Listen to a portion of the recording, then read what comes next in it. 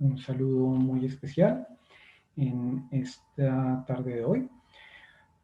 Como muchos se podrán dar cuenta, aquí confluye un espacio mucho más amplio que el que habitualmente teníamos en nuestra clase. Quiero primero saludar a los estudiantes y las estudiantes del curso de Psicología Social Crítica que por supuesto nos acompañan en este espacio de la clase de hoy y que yo he querido articular hoy a una propuesta del Consejo Interno de Psicología para que podamos tener algunas reflexiones sobre la coyuntura social y política del país y para que podamos reflexionar también críticamente sobre lo que significa también el rol de la psicología en estos contextos fundamentalmente.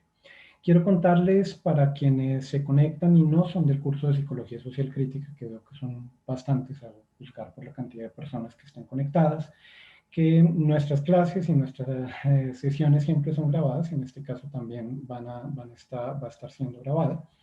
También quiero comentarles que este es un espacio libre también para que puedan comentar, hacer sus comentarios.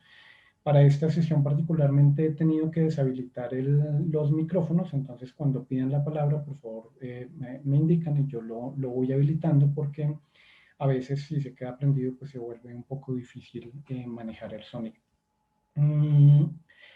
Entonces, les contaba, este es un espacio de nuestro curso de Psicología Social Crítica en el que hemos reflexionado críticamente sobre lo que significan los contextos de violencia política y guerra y en el que seguimos reflexionando sobre ese tema.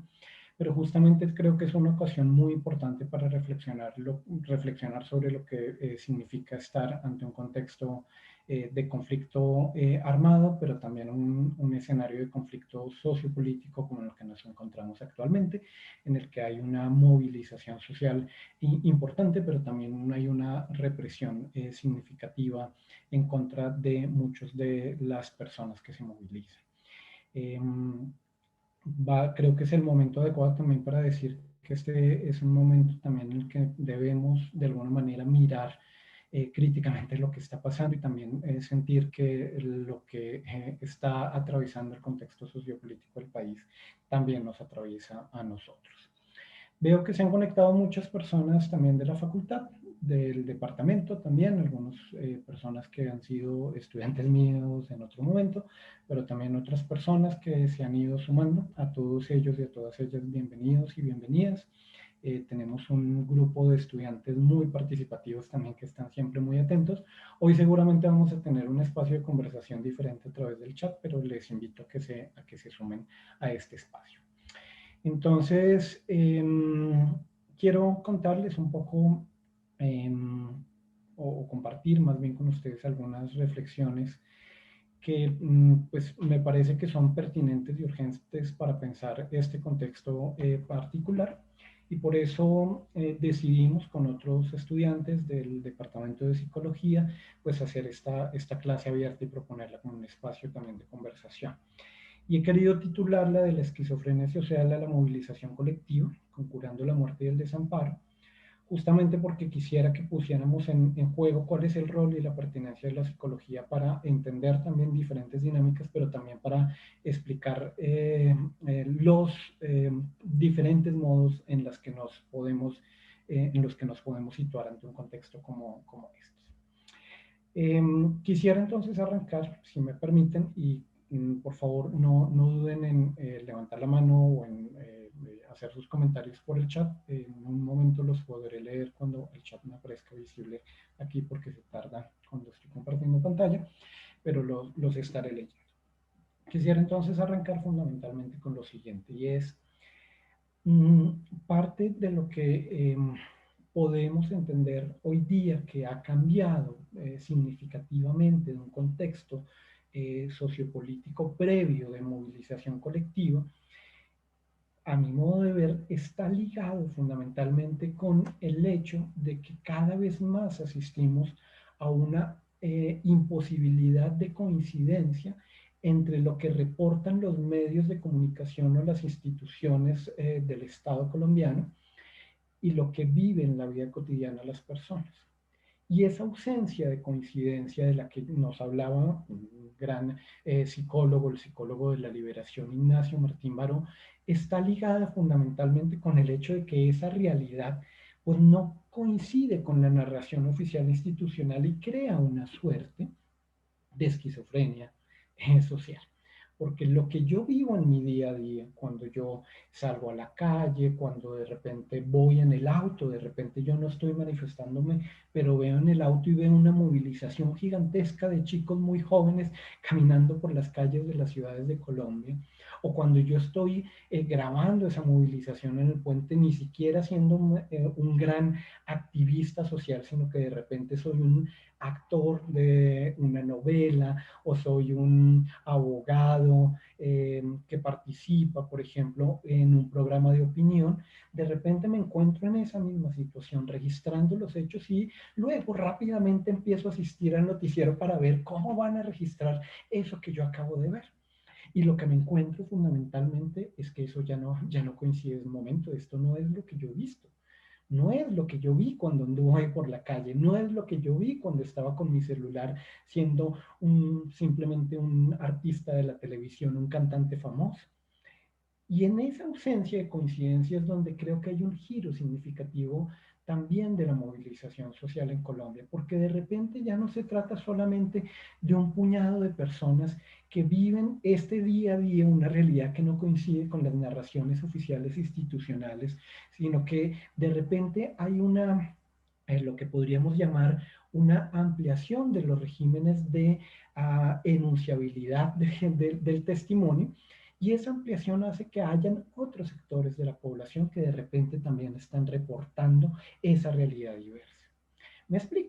A lo que asistimos fundamentalmente es que un grupo social, un grupo eh, social que tiene un grupo de ciudadanos que tiene mayor resonancia social por la manera como habla o el lugar o sus seguidores, etcétera, de repente se están dando cuenta que esa realidad que no coincide con la narración oficial institucional es el día a día de millones de personas. Y ya no es un puñado de personas que viven una situación marginal. Me explico con lo que quiero señalar, porque tengan en cuenta esto es una clase, pero también es una clase de conversación, en la que espero que podamos tener una conversación. Es difícil con 206 personas, pero seguramente es un espacio importante a través de otras vías como el chat. Entonces, esta realidad que no coincide con la narración oficial o institucional empieza a crear una ruptura significativa de un grupo importante de ciudadanos con estas narraciones oficiales y estas instituciones, fundamentalmente porque su experiencia de vida le muestra, le constata con hechos que ahí no hay una coincidencia. Entonces, de repente alguien dice, vamos a hacer una reforma tributaria que va a beneficiar a los más necesitados, y de repente la gente empieza a leer la reforma tributaria y dice, pero esto no parece que beneficie a los más necesitados. Vamos a aplicar una reforma tributaria que va a gravar con mayores impuestos a los grandes gremios económicos o a los grandes capitales económicos de este país, y de repente la gente ve que eso no cuadra. Aun cuando los nombres de la reforma tributaria se llame reforma solidaria y sostenible, la realidad de repente empieza a quebrarse fundamentalmente. Pero ahí, fíjense ustedes, uno diría, no, qué interesante, hay un quiebre. Pero ese quiebre es bastante problemático. Bastante problemático porque crea una suerte de esquizofrenia social en el entendido de que la realidad que viven las personas no coincide con lo que se está transmitiendo de manera constante. Y esto acontece todo el tiempo y ha venido aconteciendo de manera significativa desde los últimos años, de manera significativa por varias razones. Una de ellas parece banal, pero tiene que ver con el hecho de que las movilizaciones sociales previas no podían ser registradas por celular ni ser transmitidas a través de las redes sociales. Piensen por un momento cuántas masacres en este país o cuántos asesinatos en este país podrían haber sido entendidos de otra manera si hubiese alguien que sacara su celular. ¿Sí?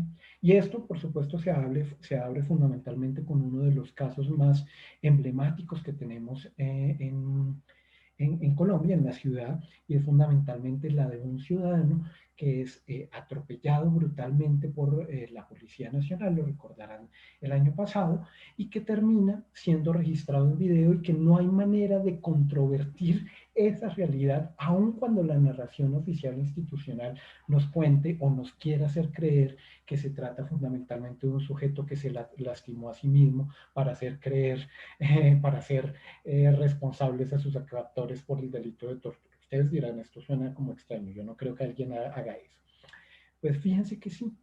En Colombia, de hecho, tenemos varias experiencias. En 1970, después de uno de los paros más importantes, que ya no es, creo, ese paro ahora es este, en realidad, que fue el paro cívico de septiembre de 1977, que fue uno de los paros cívicos más importantes que tuvo el país, como les decía. En ese paro cívico después hubo un proceso de represión muy significativo que da paso, que es un tránsito entre las prácticas de tortura a las prácticas de desaparición forzada, porque las personas empiezan a ser detenidas y torturadas y luego las represiones subsiguientes van llevando a que esas personas ya no aparecen, ya no se da cuenta de dónde están, de su paradero, están detenidas aparentemente, pero ya no se sabe ni siquiera si están vivas ni muertas. En ese evento del paro cívico, o a partir de ese paro cívico, empezamos a constatar algo muy interesante en relación con este fenómeno, y es que fíjense ustedes que lo que termina ocurriendo es que esta realidad que no coincide con la narración oficial institucional, pues está también más esquizoide que de costumbre. El presidente de la República de ese entonces, Julio César Turbay Ayala, dice que a través de su ministro de Defensa, que los presos se autotorturaban para hacer quedar mal a las fuerzas militares. Literalmente, no estoy caricaturizando, no lo estoy transformando. El presidente Julio César Turbay dijo que el único preso político era él, que era un preso político sometido por las presiones y las movilizaciones sociales. ¿Y qué ocurría? Que la gente decía, no, aquí sí hay torturas y necesitamos probarlas y necesitamos documentarlas. Y la gente entonces tenía que recurrir a organismos internacionales, a Amnistía Internacional, tenía que recurrir a una visita, por ejemplo, de unos comisionados de la Comisión Interamericana de Derechos Humanos. Tenía que pedirle a otros que vinieran a constatar y tomaran fotos en las cárceles, en las prisiones, para demostrar que efectivamente la tortura estaba pasando. Y los medios independientes tomaban fotos mostrando la catástrofe y mostrando el horror y registrando que aquí se habían muertos, y aquí se habían desaparecido, y aquí se habían torturado, y aquí se habían masacres, y que la versión oficial no era en realidad. Pues yo creo que uno de los elementos fundamentales que se empieza a transformar de esa experiencia de los 70 y los 80 a hoy es que cuesta menos trabajo apelar a esa documentación de la existencia de esa realidad que los sujetos viven en su día a día y que no coincide con las narraciones oficiales institucionales. Y de repente entonces empezamos a asistir a que, no sé, pongamos un ejemplo real, a que ayer un periodista de City TV o antier, en realidad, las movilizaciones del 1 de mayo, está grabando en vivo, está registrando las protestas que hay en la localidad de Kennedy, su camarógrafo está grabando imágenes, y de repente él, transmitiendo en vivo y en directo, asombrado dice, un policía acaba de sacar su arma de fuego y le acaba de disparar a los civiles que están protestando. Y de repente otro ciudadano se encuentra con lo mismo en su celular, se encuentran registrando casos, y aquí tenemos un montón de situaciones. Ese cambio circunstancial, que parece simplemente un cambio tecnológico, nos habla fundamentalmente de que ya no necesitamos solamente que haya personas que tengan un lugar de enunciación más poderoso, es decir, que su voz se escuche y tenga mayor resonancia social para que las denuncias tengan resonancia, sino que fundamentalmente esa realidad esquizofrénica entre lo que yo vivo y lo que se registra, pues ahora también es registrado en otras instancias y compartido en tiempo real a través de las redes sociales. Esa modificación pues es significativa para explicar la movilización social.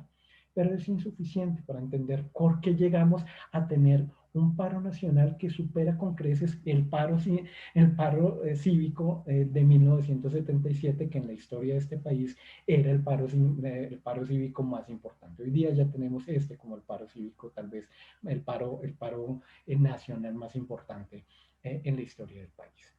Entonces, un factor es este, ¿no? Y es que esta realidad, esta esquizofrenia social en la que nos empezamos a vivir, ahora empieza a ser conjurada en tanto que podemos registrar y controvertir la narración oficial en virtud de hechos concretos y determinantes que explican la existencia de esa realidad.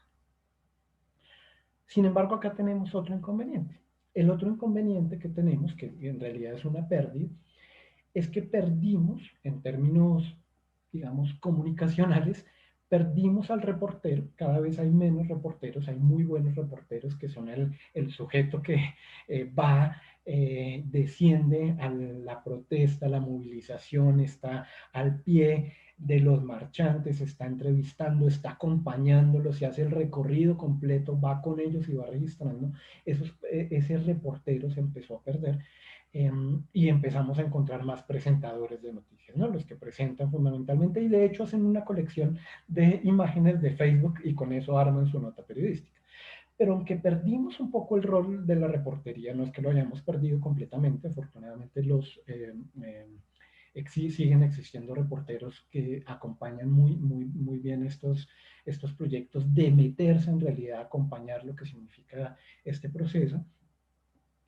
Pues hemos perdido en esa dimensión, hemos ganado en todo caso en que cada vez más ciudadanos pueden ser reporteros al pie de la movilización de lo que sucede en su vida cotidiana desde la ventana de su edificio, desde la movilización misma en vivo y en directo, y eso digamos que hace que esa esquizofrenia social, esa realidad que no parece, esa realidad registrada por los medios de comunicación o por las narrativas institucionales, ahora de repente se me empieza a acercar más a lo que yo estoy viviendo.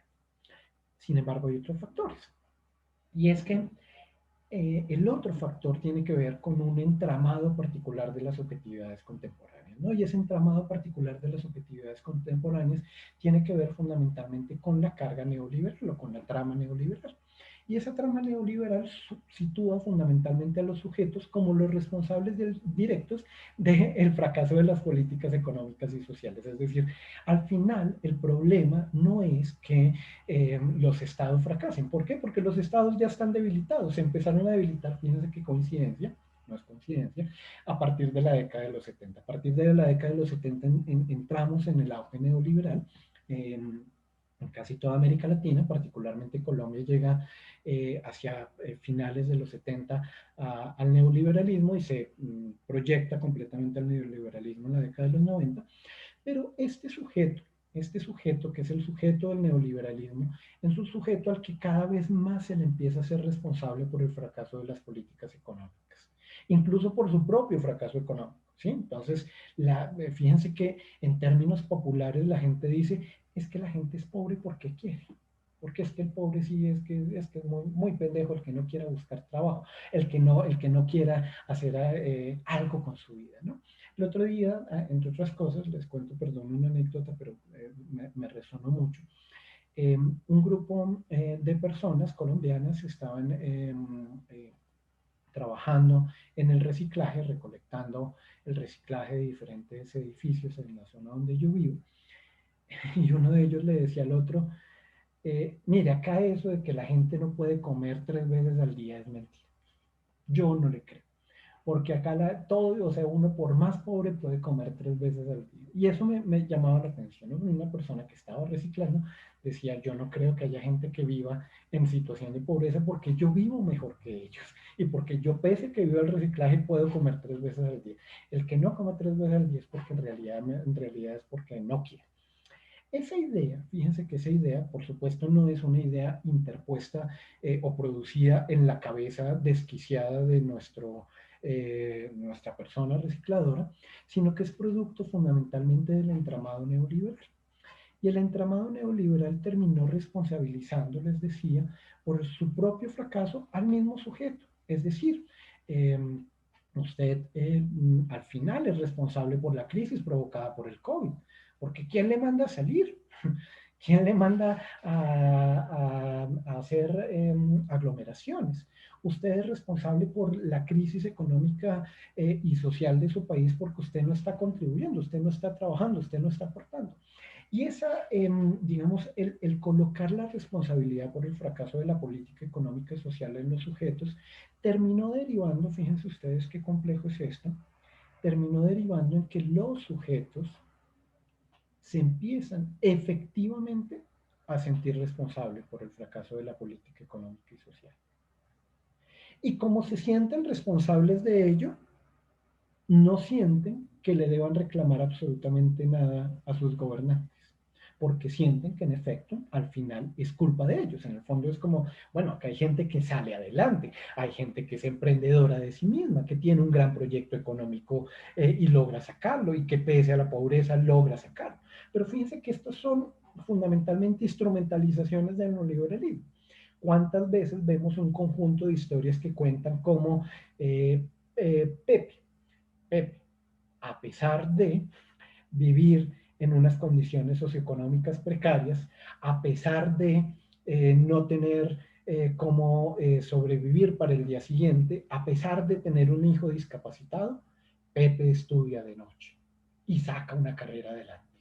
E idealizamos a Pepe, pero cuando idealizamos a Pepe estamos transfiriendo algo que mis estudiantes de psicología social crítica ya han conocido, y es fundamentalmente que lo que estamos haciendo es que a esos sujetos les estamos atribuyendo la responsabilidad de su propia condición deficitaria. Construimos una narrativa deficitaria acerca de ellos porque tenemos una vida ejemplar que nos permite ilustrar que Pepe sí puede y que los demás pues son una partida de incompetentes que no se ponen a la altura fundamentalmente del emprendedurismo, de salir adelante. Fíjense que esto también ocurre con la psicología. ¿Qué ocurre con aquellos que no se sobreponen al conflicto, que todavía se lamen las heridas, que todavía lloran y exigen más, lloran los muertos, exigen más, pelean por más, se vuelven a movilizar? ¿Y qué pasa con aquellos que dicen, no, yo no me siento capaz de movilizarme, me siento dolido, siento con temor? Pues esas personas empiezan a sentir un poco mal porque sienten que de repente tendrían que estar movilizándose y saliendo a la calle también, aun cuando tienen miedo. Y este es un sentimiento también particularmente significativo que a través de la psicología, entre otras cosas, de una perspectiva particular de la psicología, le hemos transferido también a los sujetos. Y es hay sujetos que se logran sobreponer a la adversidad y hay otros que no. Debería ser como Pepe, que se sobrepone a la adversidad. Y cuando le decimos debería ser como Pepe, fíjense que lo que estamos haciendo fundamentalmente es haciendo una suerte de descripción del comportamiento.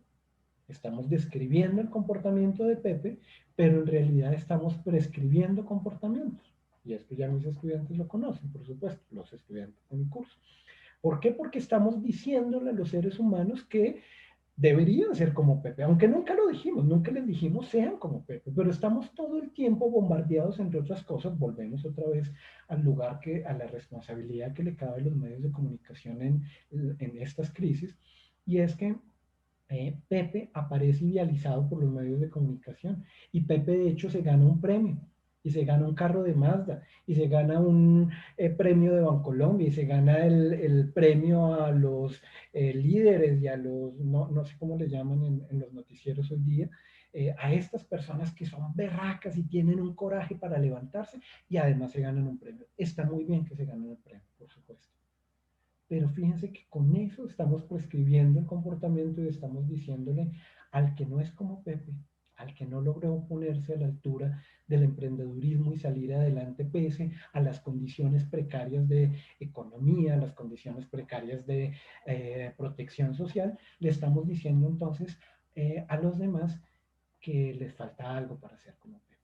Y aquí tenemos otra explicación de cómo la esquizofrenia social en la que vivimos terminó haciendo, contribuyendo a la movilización. Y voy a explicar por qué en unos minutos. El otro elemento que entra en juego acá, tiene que ver entonces con un sufrimiento social. Y ese sufrimiento social tiene que ver con el hecho de que las personas en Colombia, en países como Colombia, pero podríamos decir lo mismo de Chile seguramente, empezamos a vivir en un estado de emergencia permanente. Algo para lo que los colombianos hemos estado muy acostumbrados, y fíjense que los chilenos también, que aprendieron a vivir en estado de sitio como de una manera recurrente. El estado en emergencia permanente es vivir constantemente con la idea de que hay que apelar a políticas excepcionales para proteger la vida, o los bienes, o la política, ¿sí? Como que siempre estamos en crisis. Es el conflicto armado, es la pandemia, es las FARC, es el ELN, son los caparros, son las BACRIM, son los GAO, son las disidencias, pero siempre hay una razón para tener una explicación del estado de emergencia permanente. Esta condición que se liga, fíjense ustedes, esto es tema de otra charla, pero este estado de emergencia permanente se liga fundamentalmente con la política, con los estados de excepcionalidad perpetua o permanentes también. Colombia, si ustedes no lo saben, ha vivido tal vez su larga historia democrática en periodos de estado de sitio permanente. Y esto no es poca cosa, porque nos acostumbramos mucho tiempo a vivir en esa condición. ¿Sí? Nos acostumbramos a que la política de hecho se ejercía de esa manera. ¿Sí? Piensen que el periodo, por ejemplo, de Julio César Turbay Ayala duró el 95% bajo estado de sitio. ¿Sí? O sea, 4 años de gobierno vivimos bajo estado de sitio. Pero el gobierno anterior, los 4 años anteriores de López, o los 4 años anteriores, o los 4 años anteriores, también vivimos la mayor parte del periodo presidencial bajo estado de sitio. Ese estado de sitio se volvió una condición propia de la política colombiana, del estilo de ejercer la democracia a partir de la excepción permanente o de la excepcionalidad permanente, termina generando, ese es el tema que a mí realmente me interesa, un estado de emergencia permanente en los sujetos. Es decir, como que hay que, hay que vivir como siempre alerta, ¿sí? Siempre alerta, siempre va a emerger algo, siempre hay que estar pendiente de algo, porque viene la marcha, vienen los narcos, viene el glifosato, viene la reforma tributaria, viene, etcétera, etcétera. Y ese estado de emergencia permanente, pues lo que ha hecho fundamentalmente es constituir una amenaza significativa a la vida cotidiana. Pero como les digo, esto tiene una historia de largo aliento. Sin embargo, la gran variación que tenemos aquí es que esa vida cotidiana amenazada se empieza a percibir ya no solamente como un sufrimiento individual, sino como un sufrimiento colectivo, como un sufrimiento social. Ese sufrimiento social, ese sufrimiento que se empieza a percibir como colectivo, es el catalizador de otras movilizaciones, que tiene un correlato, a mi modo de ver, con un grupo generacional importante, que es el grupo de la gran mayoría de las personas que están acá, que es un grupo de personas de su rango etario, personas muy jóvenes, que si bien habían sido herederos de ese impacto psicosocial que había traído el conflicto armado y la violencia política en toda su expresión en el país, empiezan de repente a entender que ese estado en emergencia permanente no es su responsabilidad, sino que es la responsabilidad de los estados. Y en Colombia ocurre algo muy interesante, pero cuando lo contrastamos con Chile no nos funciona, digamos, la variable. ¿Qué ocurre en Colombia? Pues evidentemente que las excusas a través de las cuales se conjuraban las movilizaciones sociales de manera recurrente, y era que las marchas estaban infiltradas por las FARC, que eran las FARC las auspiciadoras de las marchas, de repente pues se desvaneció porque ya no teníamos FARC para atribuirle a las marchas, y de repente la gente ya no estaba saliendo a marchar por lo que habitualmente salía a marchar, sino que empieza a salir a marchar por cuestiones económicas, sociales, por derechos económicos, sociales y culturales, como diríamos en el ámbito del derecho, ¿sí? En el ámbito de los DESC. Esa variación, como les digo, no aplica tanto para el caso chileno, porque en el caso chileno no teníamos, no estaban las FARC, no estaba el fantasma de la guerrilla, pero sí estaba el fantasma de la dictadura militar que hacía entender todos los conflictos sociales como, todos los conflictos políticos, perdón, como un germen o una posibilidad de la emergencia de la tortura, la muerte y el desamparo. Y esto, digamos que uno podría decir entonces es un descontento social, o más bien son los impactos psicosociales de larga duración. Y lo que quiero sostener y en lo que los quisiera también escuchar y leer, y si quieren escribir, preguntar y demás, son muy bienvenidos, es que este descontento social ya no se empieza a entender simplemente como un grupo de personas que están, digamos, molestas con la política económica del presidente Iván Duque. No, no se entiende de esa manera, ni con los chilenos en un descontento con Piñera como presidente. No, no es eso. Es más bien la expresión de impactos psicosociales de larga duración.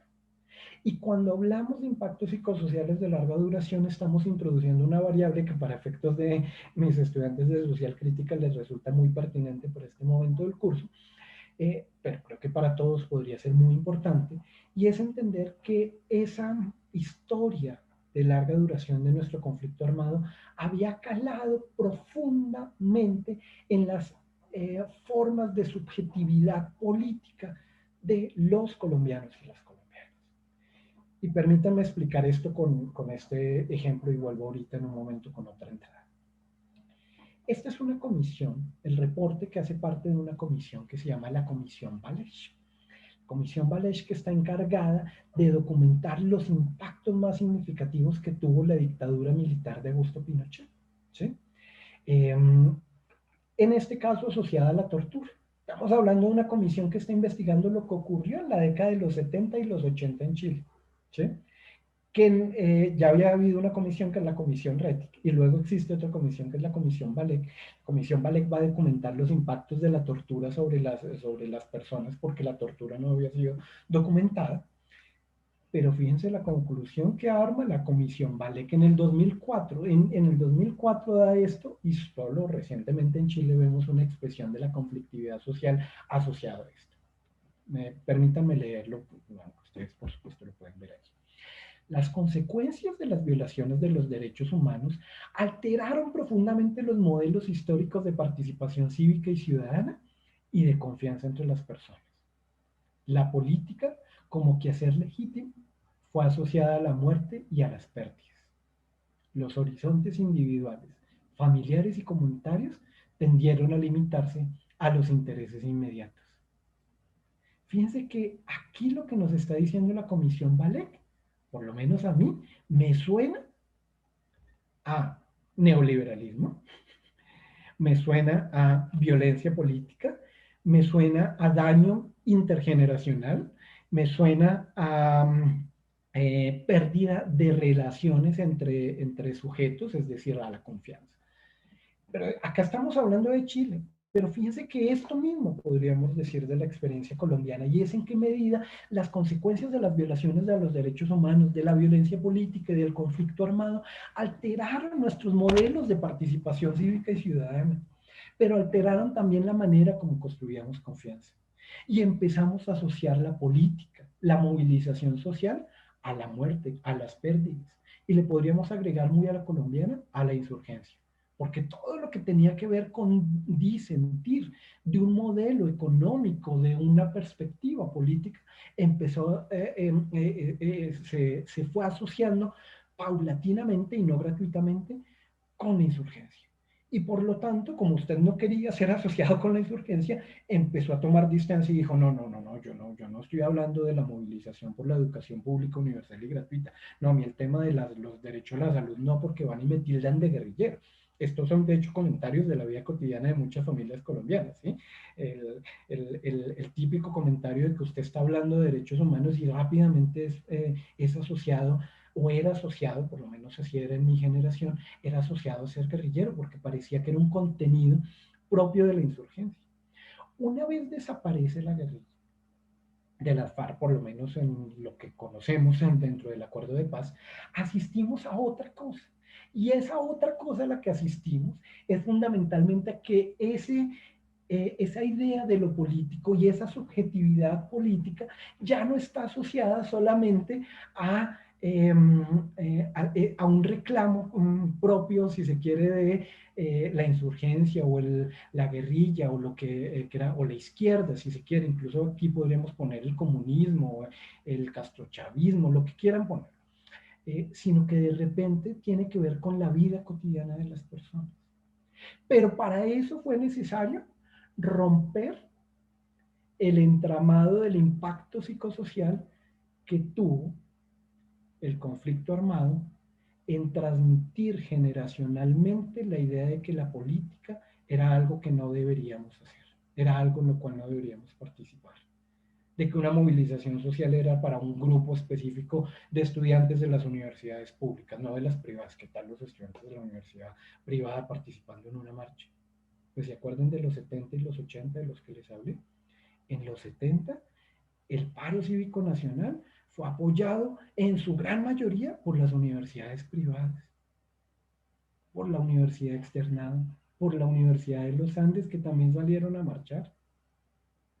Y resulta que de repente todo lo que tenía que ver con la movilización social era una cuestión de la universidad pública. Todo lo que tenía que ver con la movilización política era cuestión de gente izquierdosa. Lo que se empieza a conjurar generacionalmente, a mi modo de ver, es que esos horizontes individuales, familiares y comunitarios ya no empezaron a alimentarse de intereses inmediatos, sino que se empezaron a proyectar o se empezaron a percibir, si se quiere, de otra manera frente a lo que nos estaba planteando o frente a lo que planteaba fundamentalmente el contexto sociopolítico actual.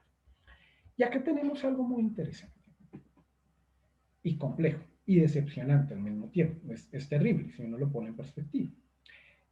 En 1980, entre 1978 y 1982, llegamos al Estatuto de Seguridad Nacional de Julio César Turbay, un estado de sitio permanente, una represión legitimada por una ley excepcional que permitía detener a los civiles, desaparecerlos incluso durante un periodo de tiempo sin dar cuenta de su paradero. Tengan en cuenta que estaba vigente la Constitución de 1886, que tenía un decreto que le permitía a las fuerzas del orden, a la policía o al ejército, detener a una persona y no dar cuenta de su paradero hasta 10 días después. Lo que derivó, por supuesto, en la desaparición de muchas personas. Pero fíjense que entonces que el paro cívico de 1977, que era por el alza en los servicios públicos, por el alza en el transporte público también, que tuvo mucha intensidad en Medellín, en Cali y en Bogotá, eh, termina siendo reprimida de una manera brutal. La mayor parte de quienes se movilizan en la década de los 70 y los 80 son jóvenes entre los 17 y los 22 años. ¿Cómo lo sabemos? Lo sabemos por el registro que hace, por ejemplo, Arturo Alape, un historiador colombiano, que hace un libro bellísimo y escribe un libro bellísimo de este paro cívico, y como buen periodista, era periodista e historiador, se va a los centros de detención y le pregunta a las personas cómo es un hombre y cuántos años tiene. Y empieza a hacer un registro de notas. Y en su registro de notas entrevista una cantidad de personas. Es una pregunta muy cortita. ¿A dónde se va? Se va al estadio de techo, en donde están detenidas la mayor parte de las personas. Y se encuentra que allí están torturando a las personas. Están torturando a los muchachos. Los torturan de una manera brutal. Algunos son desaparecidos, otros son asesinados y no se sabe dónde están. Y entonces, lo que va de la década de los 70 al final de la década de los 80 es que empezamos a transitar de una movilización por la exigencia de reformas sociales, mejoras en los precios de los servicios públicos, en el precio del bus, del autobús, que era la movilización de 1977, a un paro, a un nuevo paro que es el de 1981, y en el paro de 1981 la consigna es sí las reformas sociales, pero ahora es no criminalicen la protesta. Y entramos a los 90 a sí las reformas sociales, no criminalicen la protesta, pero por favor no nos maten, respeten la vida.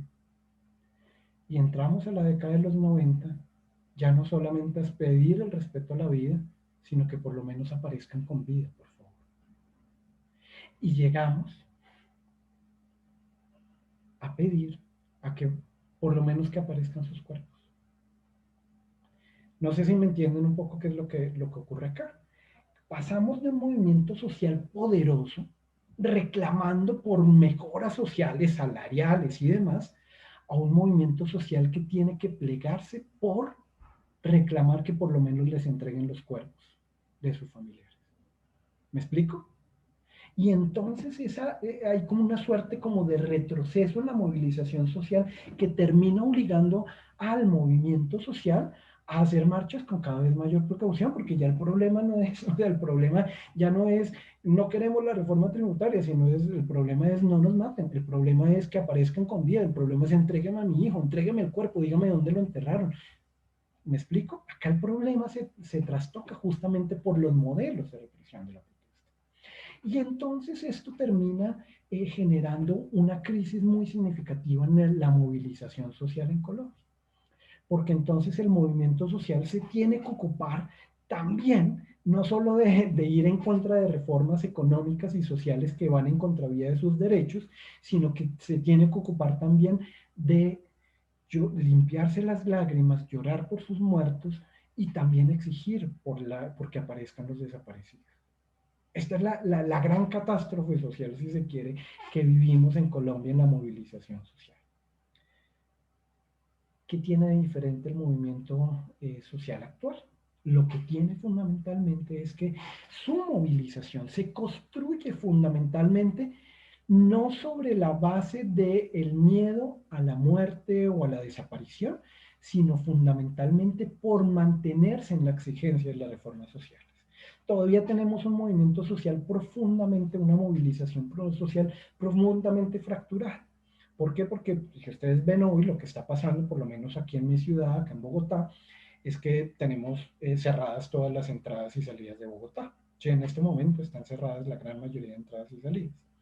Tenemos la movilización de los taxistas, tenemos la movilización de los camioneros, pero la movilización de los camioneros y la de los taxistas es la vieja movilización.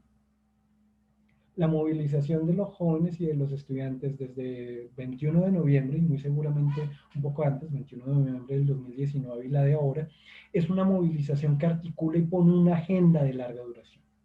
Y esa agenda de larga duración está muy clara. Si ustedes ven la agenda del paro no es construida por el viejo sindicalista solamente, sino por nuevas generaciones que dicen, acá estamos pidiendo lo imposible para un país como Colombia: educación pública universal y gratuita, salud universal y gratuita.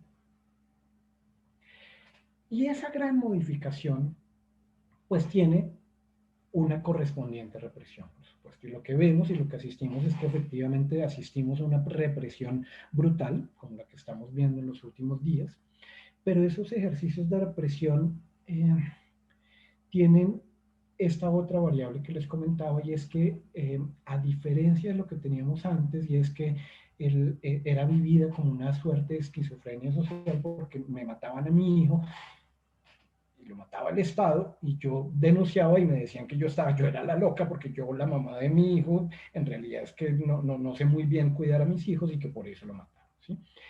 Aquí lo que tenemos es una expansión del registro, y en la expansión del registro, entonces el tema del respeto por la vida, que aparezcan con vida, que aparezcan sus cuerpos, se vuelve una movilización importante, pero no es el motivo únicamente de la movilización, no hay un retroceso, y este ejercicio me parece a mí que es fundamental entenderlo. Entonces, quisiera entonces sostener que a lo que estamos asistiendo fundamentalmente aquí es a una suerte de impactos que podríamos denominar en todo su esplendor psicosociales. Impactos de un conflicto armado y unas condiciones socioeconómicas desiguales, unas condiciones de inequidad problemáticas, pero un grupo de jóvenes que ya no solamente perciben que esa realidad es eh, problemática para otros, sino que es problemática para ellos mismos, en tanto que lo que están viendo en sus ventanas, en su casa, en su caminar, en su movilización, no coincide para nada con ese registro de la realidad. Ahora bien, este es un grupo importante de la población, y mis estudiantes de social crítica ya anticiparán que voy a hablar de qué pasa con ese otro sector de la población que tiene que montar en Transmilenio y que no hay estación de Transmilenio y que tiene que salir a trabajar y no hay dónde montarse y que le tocó aguantarse un trancón impresionante. Ese grupo de personas pero también el grupo de personas que está viendo la protesta por televisión y dice, ay, no, a mí no me pongan más de esa vaina. ¿Cómo podemos explicar también esa otra dimensión? ¿No? Nuevamente tendríamos que explicarla en términos psicosociales.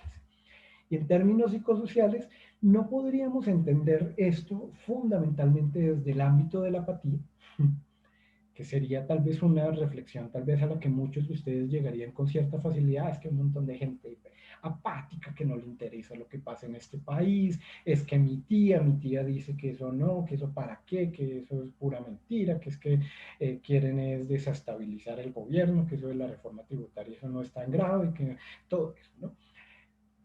Pero fíjense que si lo ponemos en perspectiva psicosocial, tal vez a lo que asistimos, y esta es una hipótesis solamente, tal vez a lo que asistimos es que para muchos sectores de la población, que incluso pueden ser ustedes mismos, tal vez no es un ejercicio de apatía, sino un mecanismo de defensa para apartarse de esa catástrofe social cotidiana, que es invasivo, que es molesto, que es desagradable de ver.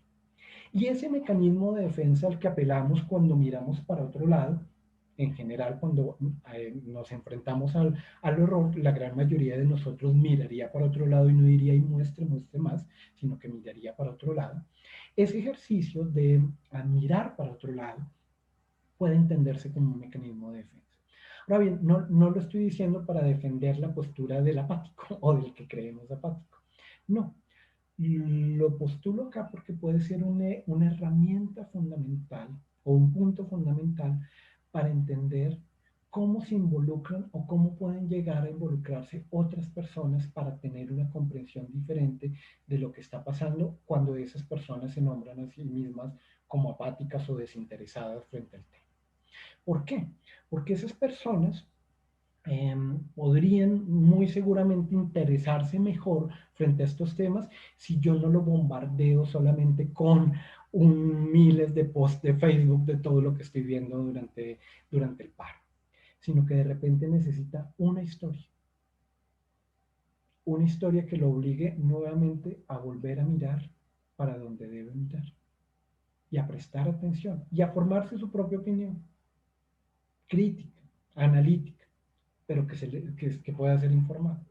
Y ahí, fíjense ustedes, bueno, esto parecía una charla de comunicación en realidad, pero fíjense ustedes que nuevamente asistimos a la importancia que tiene el comunicar y el saber comunicar para que otras personas se puedan involucrar y participar y hacerse su propia opinión. Se la puede hacer, perfecto.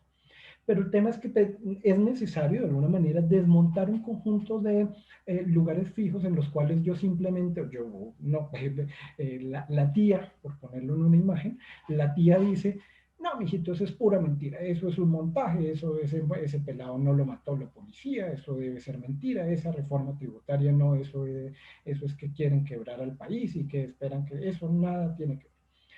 El tema es cómo logramos con una historia que efectivamente los sujetos se involucran. Aquí se involucran, participan, porque no han estado, no han estado por fuera han estado involucrados, pero el tema es que tienen que tener un involucramiento con una información o con unos datos que le permitan actuar de manera informada. ¿Qué encontramos entonces? Encontramos también que ante esta catástrofe social cotidiana, muchos sujetos en efecto recurren a mirar para otro lado y apelan a la estrategia del escape. Yo no quiero estar acá, yo no quisiera, este país está desmoronando, esto es una catástrofe, yo no debería estar viviendo aquí. Pero esas personas también que de alguna manera apelan al escape o a la huida, antes de apelar al escape o a la huida, tienen la oportunidad de apelar a otros mecanismos de defensa, también útiles. El mecanismo de defensa de huida es muy útil, es tremendamente útil. Cuando yo me siento amenazado, siento que algo es espantoso y no lo quiero ver, pues mejor no verlo y con eso me tranquilizo. Pero hay otros mecanismos de defensa que pueden ser útiles y me protegen y me salvaguardan, pero me involucran activamente en la realidad que estoy viviendo. No me dejan por fuera no me dejan simplemente como un espectador, ¿sí?, de lo que estoy viviendo. Entonces, entendido desde esa perspectiva, desde una perspectiva que podríamos llamar psicosocial, esa perspectiva psicosocial nos obliga entonces a considerar que muchas de las cosas que hacen ya lo saben los estudiantes del curso Psicología Social Crítica, muchas de las cosas que suceden en estos contextos son reacciones normales ante eventos anormales.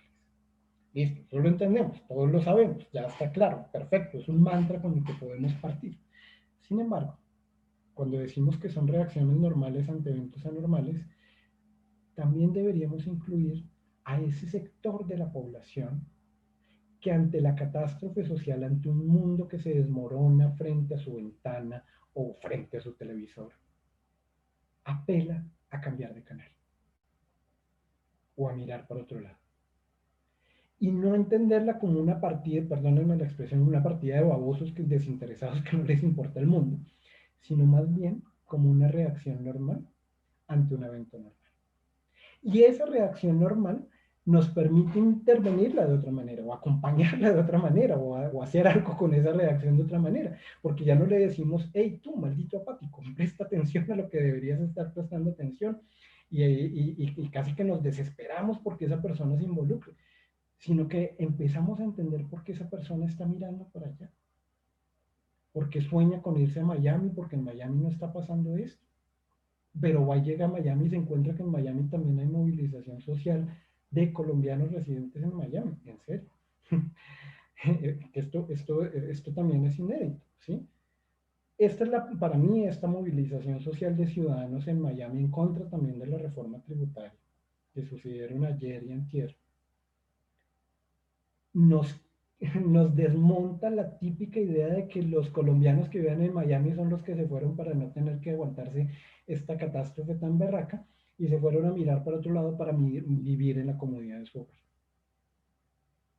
Pero ver a varios residentes en Palm Beach, a otros residentes en otros sectores, en la Florida y demás, saliendo a las calles a marchar, poquitos, por supuesto, no es pues, un montón de gente, saliendo en sus autos a movilizarse, porque fue una movilización en auto, nos explica que esta manera en la que nos relacionamos con la conflictividad social en realidad es un mecanismo de defensa o una manera de protegerse. Pero es cuestión de sentirse interpelado e involucrado para empezar a mirar ese mismo lado.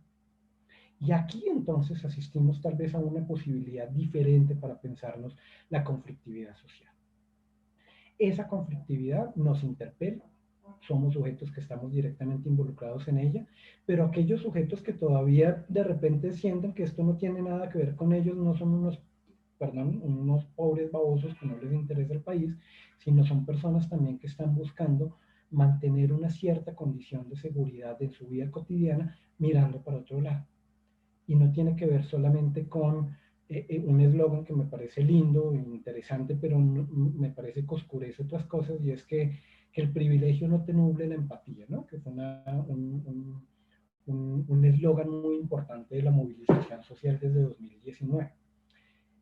Estoy de acuerdo, el privilegio no nos debería nublar la empatía, el privilegio de ser estudiantes, el privilegio de tener un computador para conectarnos a esta charla. Sí, no nos debería nublar la empatía, estoy completamente de acuerdo con eso. Pero resulta que también hay un grupo importante de sectores de la población para quienes es difícil sentir empatía por las movilizaciones sociales de un grupo de estudiantes, y no es por cuestión de sus privilegios, sino incluso es por la ausencia de ellos. Yo les contaba a mis estudiantes que se imaginaran por un momento que durante la marcha post plebiscito, después de que ganó el no, una marcha multitudinaria en la Plaza de Bolívar llena de estudiantes de la Universidad de los Andes, cosa que me alegraba un montón, pero al mismo tiempo las estaciones de Transmilenio estaban llenas de personas a las que no les interesaba si el acuerdo de paz había ganado el sí o había ganado un grupo de personas en las que no. Y que no tenían interés en eso, fundamentalmente porque al otro día tenían que seguir trabajando. Y que asumían, más bien, que la posibilidad de la movilización social era una cuestión de privilegio. Entonces, ¿a qué voy? Fundamentalmente es que no es solamente una cuestión de clase, es por supuesto una cuestión de clase social, es una cuestión de privilegio. Pero nuestra empatía o nuestra ausencia de empatía o la posible ausencia de empatía de ciertos sectores de la población ante las movilizaciones sociales no solo se explica por el privilegio socioeconómico en el que usted vive, sino también se explica, entre otras cosas, porque no hemos sido capaces de interpelar a la sociedad en general sobre lo que ocurre en nuestro país. No hemos sido capaces de interpelar a la sociedad en general frente a lo que significa el asesinato de los líderes sociales. No hemos sido capaces de interpelar a nuestro país sobre lo que significa la desaparición forzada de personas. Es un tema que para mí es fundamentalmente significativo y es una apuesta que como académico quisiera que las personas pudieran entender qué es un desaparecido, quién es y por qué nos debe doler a todos, por qué desaparece para toda la sociedad. Entonces, recogiendo un poco la pita, lo que percibo fundamentalmente que vale la pena considerar en estos casos entonces es estimar que en todo caso hay un grupo de personas significativo de ciudadanos que siguen mirando para otro lado, que la realidad del país no los interpela, pero que ese grupo de personas tienen seguramente algunos motivos para mirar para otro lado y que un ejercicio importante como sociedad está justamente tener la posibilidad de debatir políticamente sin asociar ese debate político a la muerte y el desamparo, porque de lo contrario estaríamos retornando aquí a asociar justamente el debate político, mi postura, tu postura, fundamentalmente como algo que deberíamos aplazar para siempre. En una investigación que se hizo recientemente, una colega chilena que hizo sobre eh, jóvenes chilenos, sobre familias chilenas, encontró hace algún tiempo que las familias chilenas evitaban radicalmente hablar de política en la mesa. Y eso lo consideraban como parte de la salud mental de la mesa, de la hora del almuerzo, de la cena, ¿sí? Como en la mesa no se habla de política y ese principio es bellísimo porque con eso comemos bien y todos estamos tranquilos. Y muy por el contrario, lo que creo es que esa idea de que eso era salud mental es justamente una estrategia de evitación de algo que estaba siendo síntoma y que seguramente todavía sigue siendo síntoma en la sociedad chilena, por lo menos la de Santiago, y era que no hablar de política para no entrar a tocar ninguna fibra importante que pudiera derivar en un conflicto y una diferencia de opinión. Fíjense que yo creo que todavía nosotros en Colombia estamos asistiendo a eso. Y por eso todavía tanteamos al taxista. Todavía vamos en un taxi y el taxista también nos tantea. Y nos dice, oiga, tenaz lo de la movilización social de hoy, ¿no? Y uno no sabe si decirle sí porque los trancones o sí porque tener la reforma tributaria, porque uno no sabe qué postura va a tomar y puede ser un lío y de repente el taxista, pues es el taxista, está manejando y tiene el poder, es un tipo súper poderoso. Y entonces usted decide tantearlo y en ese tanteo dice, bueno, sí, no, tenaz. ¿Y usted por qué cree? Y el taxista, que también está tanteando su interlocutor, le dice, pues sí, porque es que eso del doctor Uribe tenaz, y uno dice, todavía no sé si es uribista, antiuribista, es de derecha, es de izquierda, y sigue el tanteo, y usted ya se baja y al final nunca terminó de tantear a su interlocutor.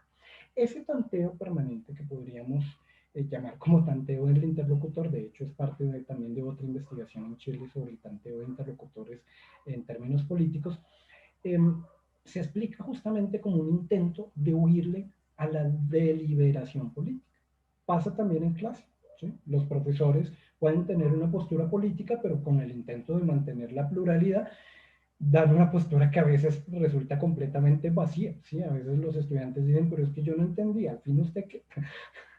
Pues claro, pero usted como profesor, o mis colegas, los profesores seguramente intentan tener un horizonte lo más plural posible, pero en ese intento de pluralidad, de no entrar en ningún debate peligroso, complejo, de no tocar ninguna sensibilidad, pues lo que terminamos haciendo es aplazando la deliberación política para otras ocasiones. Y como se va aplazando y se va entronizando, se va comprendiendo como un conflicto permanente, ese conflicto en algún momento tiene que estallar, tiene que hacerse palpable. Y entonces usted está en un foro de chat del espectador y ahí aprovecha y dice todo lo que piensa realmente.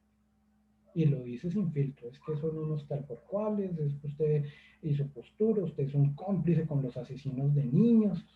Luego llega la movilización social y ve al policía y le dan ganas de romperle la cabeza al policía porque usted ya perdió completamente la posibilidad de entender que el policía es otro ser humano. ¿Por qué? Porque la conflictividad social la aplazamos de tal manera, perdón, la deliberación política la aplazamos de tal manera que la deliberación, que solo estalla cuando aparece un conflicto social.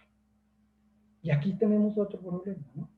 Tenemos el otro problema. Uno dice, bueno, pero es que están los policías y están los civiles. La comparación creo que no es justa, ¿no? En primer lugar, fundamentalmente la policía debe ser el garante del derecho. Y si usted asume el conflicto, si asumimos el conflicto en las movilizaciones como dos bandos, pues estamos interpretándolo nuevamente de manera equivocada. Nuevamente como que guardamos esa conflictividad social y cuando llega la movilización alguien reporta como los heridos de un bando y los heridos del otro. No, es que no son dos bandos. Uno es un actor que brinda garantías de protección, los otros son sujetos o ciudadanos inconformes. ¿Sí? Esos dos no son comparables y están en planos completamente diferentes. Dicho esto, no deberíamos asumir entonces, no deber, que el sujeto que está del otro lado por ser policía o por ser, tener un uniforme, eh, no es un ser humano. ¿Sí? No estoy hablando de ponerle florecitas a las pistolas que disparan gases lacrimógenos. No, no estoy hablando de la lucha hippie de los 70, que fue muy importante, otras cosas. Pero no, no estoy hablando de eso. Estoy hablando es que en tanto que lo reconocemos como humano, lo reconocemos también en el ámbito de lo juzgable. No lo reconocemos como una institución, sino como alguien también que se debe someter a la ley porque es un ciudadano también y como ciudadano debe cumplir la ley.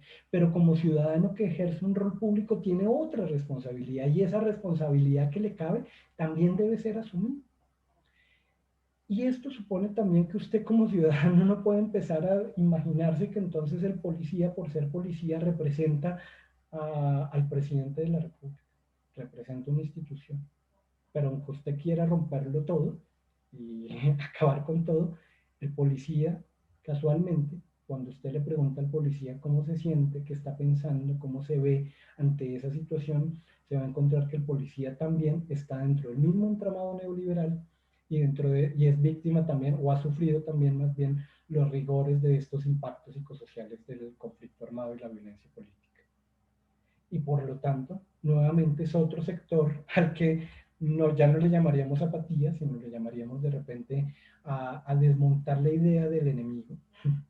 Y desmontar la idea del enemigo justamente no significa volvernos amigos de todos los policías del mundo, sino fundamentalmente reconocer que detrás de un policía hay otro sujeto precarizado. Detrás del policía hay otro sujeto que tiene una familia y que seguramente está buscando un sustento. Detrás de un montón de soldados de Colombia y un montón de seres humanos intentando hacerse la vida de alguna manera. Y eso entonces nos debe ubicar nuevamente en el ámbito de los impactos psicosociales, ¿no? Quiero ir cerrando fundamentalmente entonces con una idea. Y es que lo que creo es que radicalmente nuestra experiencia más reciente nos ha llevado a pasar a una experiencia vicaria de la conflictividad social, a vivir un sufrimiento social compartido. En tanto que nos interpelan cosas como la reforma tributaria o la reforma a la salud o la reforma pensional, que son otras reformas que vienen en camino y no podemos ignorar que esas dos reformas vienen en camino, pues nos interpelan como sociedad, por supuesto. Pero lo que ocurre es que ya nuestra experiencia es menos vicaria. ¿Qué significa vicaria? Pues que ya no es como secundaria, ya no la vemos solamente por televisión, sino que esta experiencia empezó a atravesar nuestra vida cotidiana, está ligada con nuestra vida cotidiana. Y esto es particularmente significativo para su generación. Es que esta experiencia ya no es la experiencia de quienes ven el conflicto por televisión, sino quienes la viven de alguna manera poniendo su propio cuerpo. Y eso ha habilitado la posibilidad de entender que ya no estamos en estas experiencias como secundarias o terciarias del conflicto social y político del país, sino que estamos entendiendo que estamos cada vez más involucrados en un sufrimiento social compartido. Esto va a abrir en todo caso, brechas, divergencias, movilizaciones más pequeñas, la de los taxistas, seguramente la de los camioneros que están ahora y cada uno está jalando para su lado. pero en ese jala, tire y afloje de cada uno buscando sus ajustes específicos, empieza a percibirse una idea de que el sufrimiento ya no es solamente una cuestión de un grupo de personas, los pobres y desamparados de la tierra, sino que los pobres y los desamparados de la tierra, en realidad en esos pobres y desamparados de la tierra también estamos de alguna manera implicados e involucrados nosotros. Bien, esto es lo que quería compartirles, digamos que no quiero pedirles excusas si sintieron que esto va como muy desestructurado en algunos puntos, pero lo preparé esta mañana mientras algunos estudiantes de psicología me pidieron que preparara algunas reflexiones sobre el tema. Pero me encantaría leerles. Como les digo, prefiero no habilitar los micrófonos porque puede ser un poco problemático, pero si levantan la mano les habilito el micrófono para poderles escuchar y poder conversar también sobre estos temas. Hay un montón de comentarios, perdón. Hasta ahora los estoy viendo, perdón, pero es que el chat no me salió. Entonces voy a intentar leerlos. Pero mientras tanto, si quiere alguien levantar la mano, yo les voy, déjenme saber si pueden levantar la mano, creo que eso sí está habilitado. Si pueden levantar la mano, les voy dando la palabra. Bien,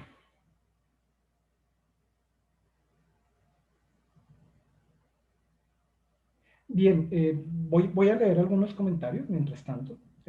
Muchas gracias por sus comentarios. Gabriela y Dominica hacen dos comentarios que me parece que están muy de la mano. Gabriela dice que sin celular tendríamos en efecto la versión de los medios o peor de los involucrados poderosos. Sin duda esa es la gran transformación, Gabriela, lo comparto. Pero Dominica agrega algo en esa misma línea, ya te doy la palabra, Gabriela, y es que las noticias de estos días se mueven en esa esquizofrenia, ¿no? Una sección de entretenimiento y de fútbol larguísimo y uno prende el noticiero y como que con expectativa de informarse uno dice, pucha, ¿y qué pasó? Y prende a las 7 y entonces sale los clasificados para la semifinal, son Millonarios y Nacional. Y James se va del Everton. Y uno dice, pucha, pero eso no creo que sea lo que mis expectativas del noticiero era ver otra cosa, ¿no?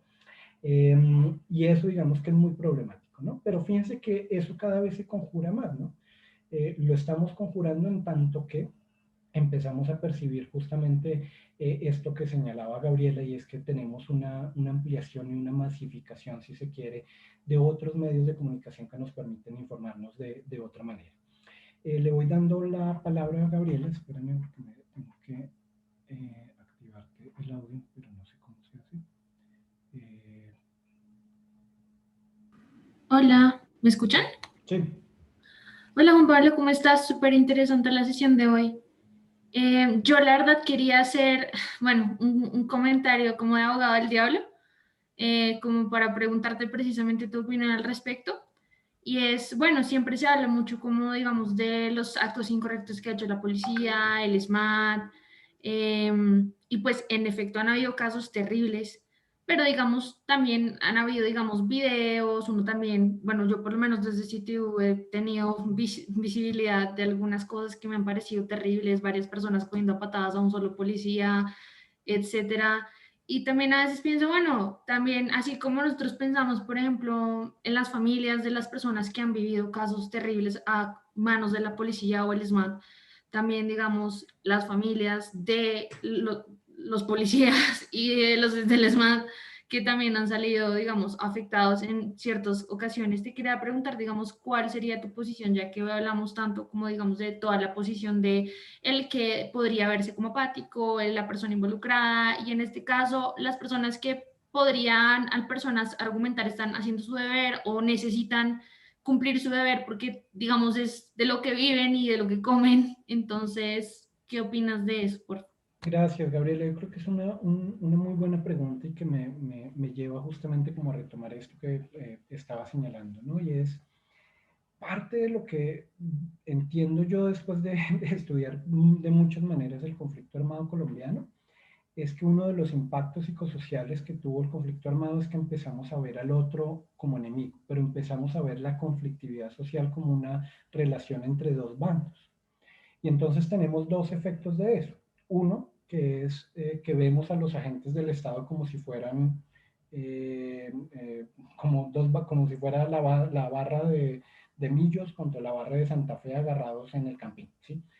Y en realidad no pueden estar al mismo nivel, ¿sí? ¿Por qué? Porque digamos, lo que ocurre en las movilizaciones sociales es que la gente va a destrozar, va a golpear, va a romper, va a gritar, va a expresar su descontento de muchas maneras. Van a aparecer los otros conflictos que tienen las ciudades como la inseguridad y entonces las bandas organizadas también van a salir y van a aprovechar, pues es un muy buen momento para robar. Todo eso va a salir al mismo tiempo.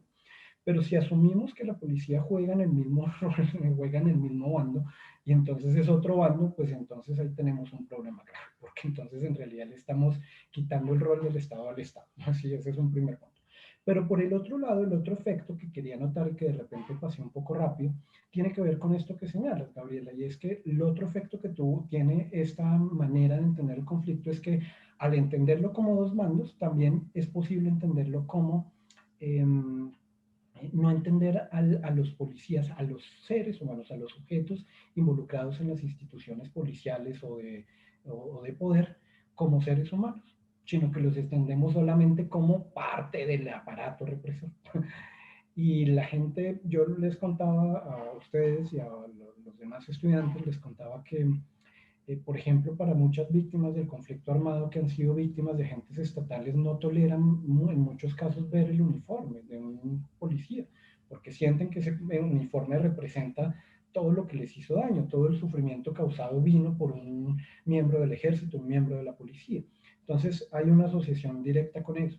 Pero justamente lo que nos corresponde como sociedad es ayudar a desmontar ese rol, lo que nos corresponde incluso como psicólogos y psicólogas en este país, es ayudar a desmontar la relación que establecimos con el otro como enemigo, ¿sí? Porque esta idea de amigo-enemigo nuevamente suena como a dos bandas de fútbol enfrentadas. Y ni el Estado es eso, ni el policía es eso tampoco. Por detrás del policía, en efecto, hay un ser humano, como decía, precarizado. Y entonces, si hablamos de precarización laboral, también incluso deberíamos incluir a muchos policías. No estoy hablando de los coroneles, ni los comandantes de las fuerzas militares o de la policía. Estoy hablando del policía a pie, ¿sí? Policía a pie la pasa muy mal, ¿sí? Pero además, y este es el otro punto que quería anotar, con el que tal vez pase muy rápido, las instituciones del Estado, las instituciones militares y policiales fueron entrenadas para enfrentar una conflictividad social en términos de conflicto armado. Y eso hizo que la Policía Nacional de Colombia, se concibiera originalmente, se concibió así, como parte del Ministerio de Defensa. ¿Por qué? Porque es una policía militarizada, militarizada no en estructura, sino en lógica, ¿sí? Y se concibió de esa manera.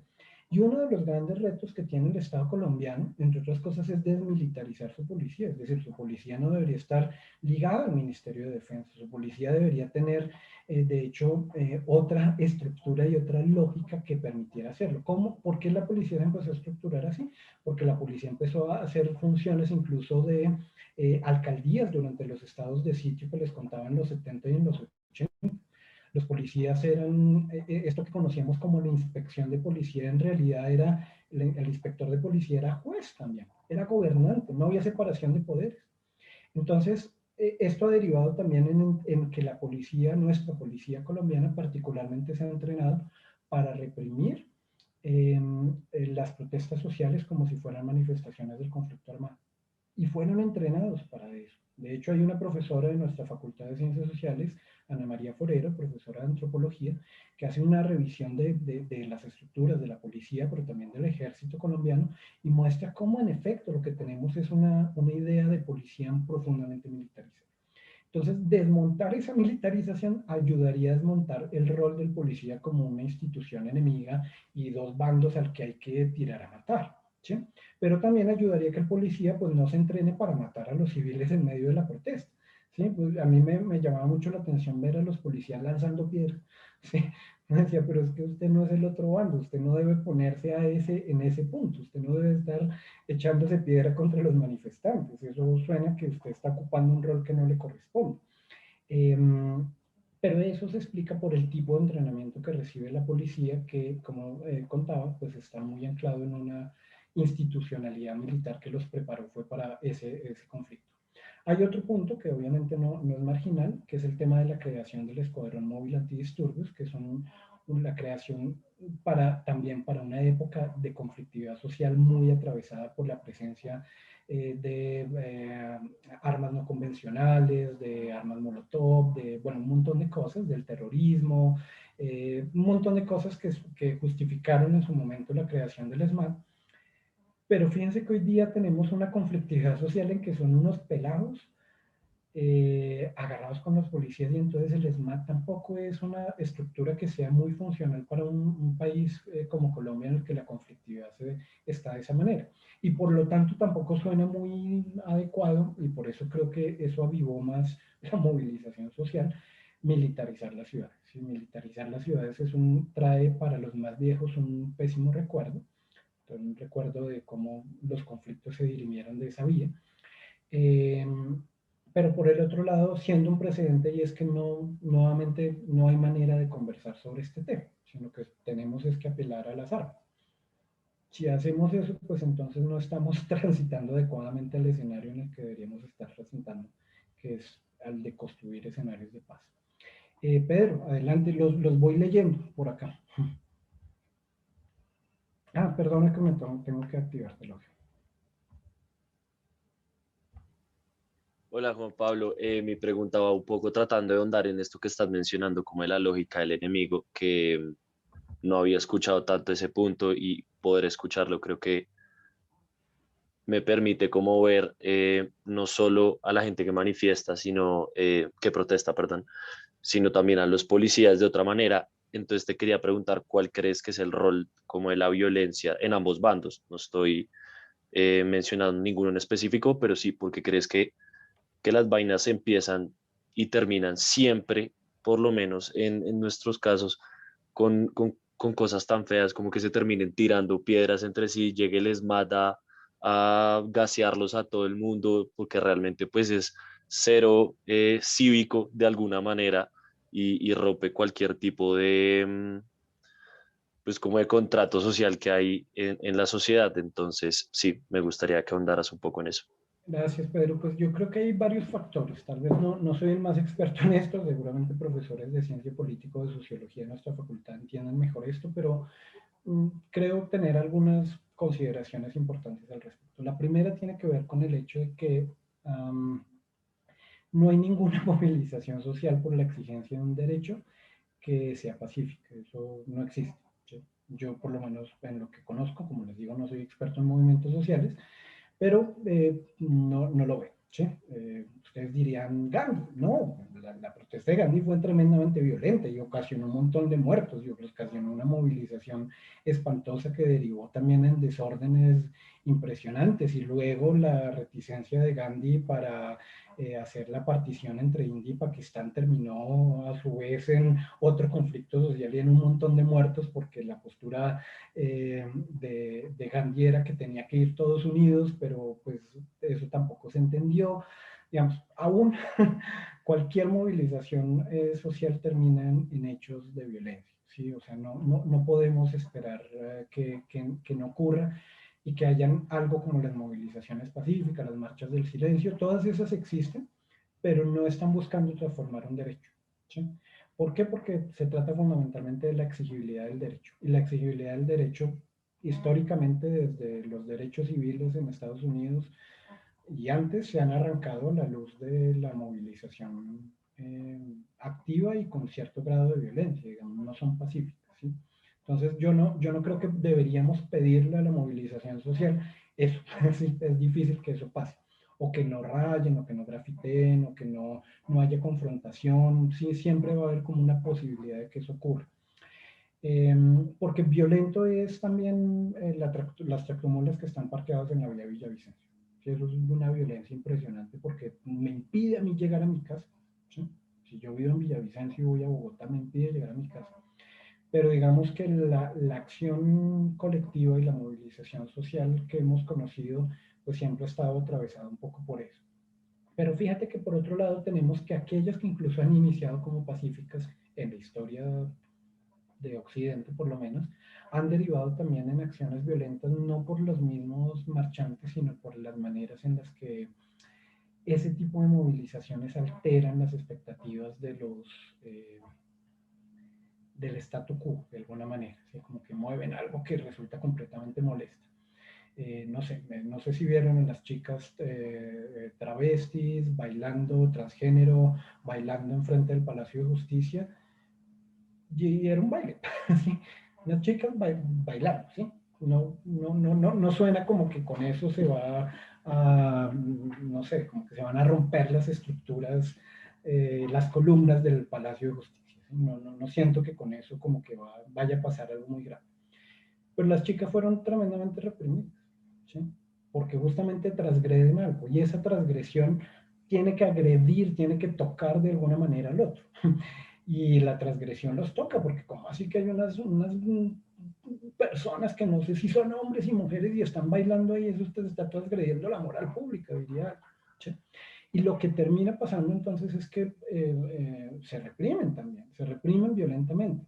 El chico que murió, que fue asesinado ayer en Cali, estaba haciendo una manifestación más pacífica que Gandhi.